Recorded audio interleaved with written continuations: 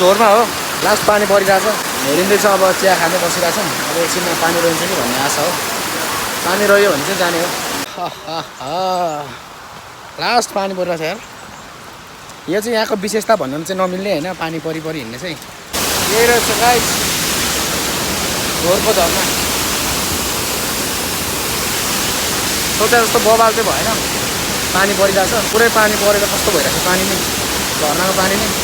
म चाहिँ नुहाउने भनेर लुगा नै लिएर आएको थिएँ क्या पानी परेर केही पाएन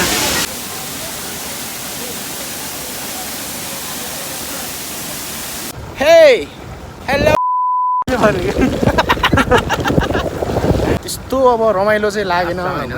हामी चाहिँ अब झोरको झरनाबाट बौडेश्वर झरनाबाट फर्किँदै हो गाइस पानी परेर अलिकति नमजा भएको अवस्था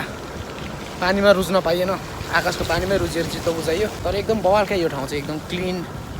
भ्याली भन्दा अलिकति माथि छ जस मजा आउने कसरी